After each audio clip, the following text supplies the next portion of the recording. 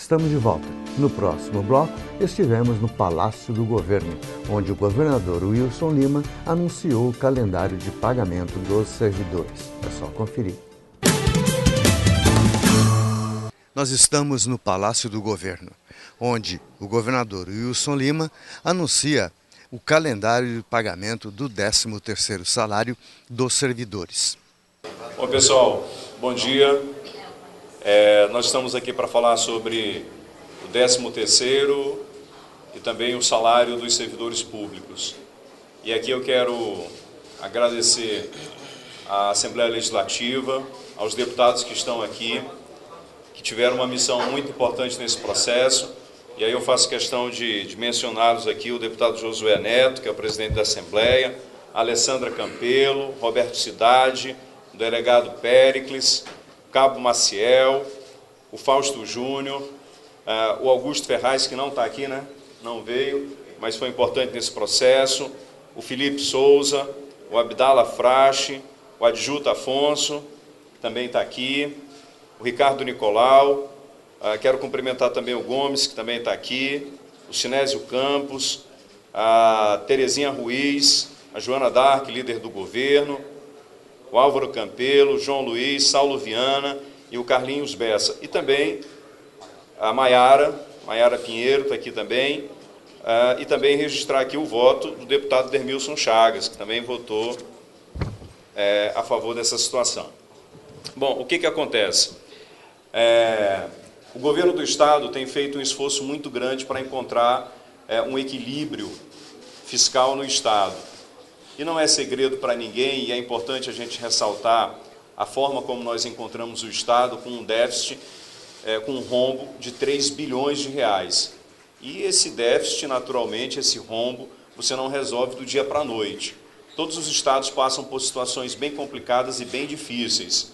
Recentemente, um estudo indicou que das 27 unidades da federação, 20 atrasaram os salários dos servidores. Aqui no estado do Amazonas não aconteceu isso e não vai acontecer por conta de todas as medidas que nós estamos tomando.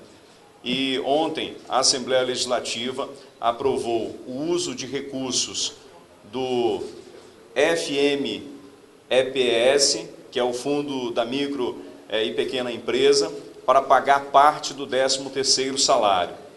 O 13º do Estado custa 650 milhões de reais. Nós vamos usar até 300 milhões desse fundo, que é para pagar a primeira parcela. O restante será pago com 200 milhões, que é do Fundeb, e com 150 milhões de reais oriundos da Fonte 100. E o calendário de pagamento ficou assim.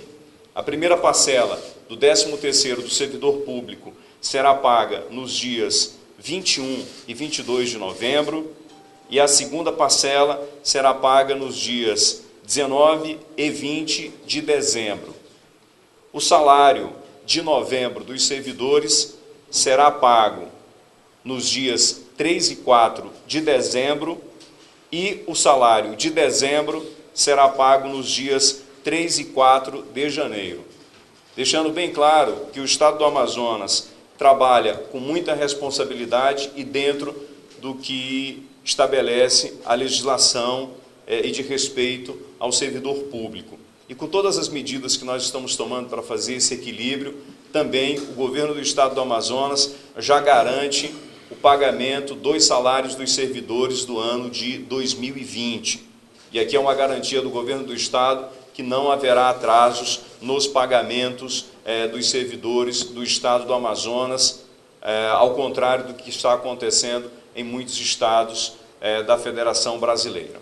O que nós estamos fazendo é a contenção de despesas, e a gente tem tomado uma série de medidas com o contingenciamento de recursos de várias pastas. Nós seguramos 20% de todos os recursos de todas as secretarias para poder fazer esse equilíbrio fiscal. Tomamos algumas atitudes, como diminuição de frota, diminuição de barcos que eram contratados pelo governo, corte de bufês para eventos e uma série de outras medidas, como modernização da máquina pública.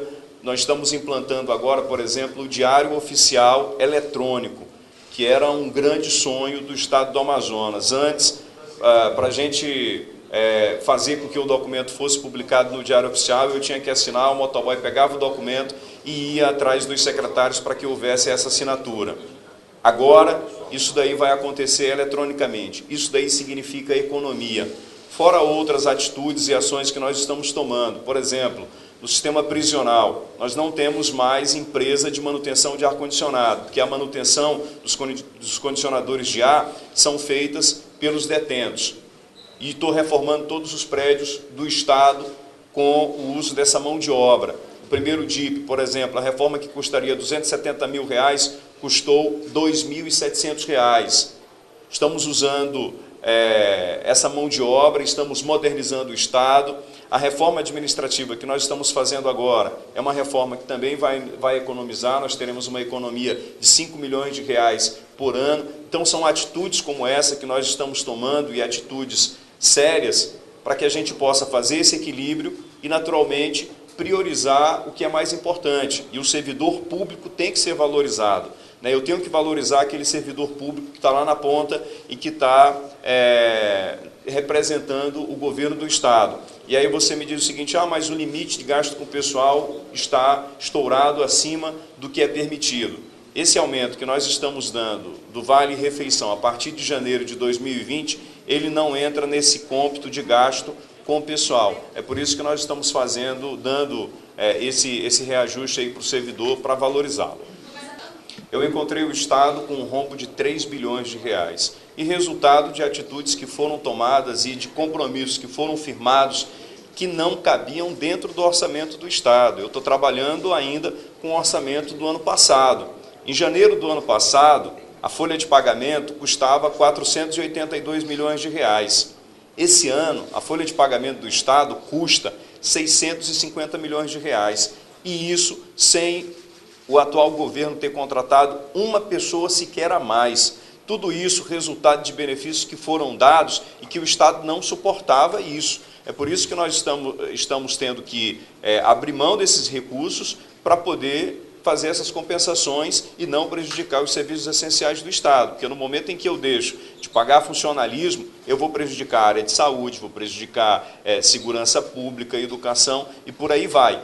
É importante a gente dizer que existe uma confiança muito grande entre os poderes, e nesse caso, na relação entre o Executivo e o Legislativo.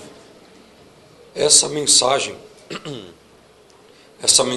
que chegou na Casa no final da semana passada e foi aprovada ontem, já foi discutida por diversas vezes entre a base e o governo e entre a base e os próprios colegas deputados da oposição, explicando da importância. Então, nessa relação de confiança e nessa relação também do nosso diálogo, do qual, quando cheguei aqui, perguntei ao governador exatamente sobre essa pergunta e ele me garantiu que os 300 milhões serão utilizados exclusivamente para o pagamento da primeira parcela do 13º salário.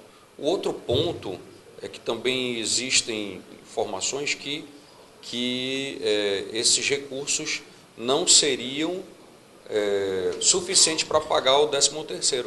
Na verdade, desde que essa iniciativa surgiu na Assembleia Legislativa, sempre foi de tentar utilizar ao máximo os recursos provenientes do guarda-chuva da FEAM, porém não está sendo utilizado ao máximo. Na FEAM tem cerca hoje de 450 milhões e 60% disso está sendo utilizado, 65% disso está sendo utilizado hoje para colocar no caixa do Executivo para pagar 13º salário. Portanto, a Assembleia Legislativa, de uma forma harmônica com o Executivo, está dando mais um passo para que o trabalho em conjunto, através do diálogo, possa beneficiar aí quase 130 mil servidores estaduais.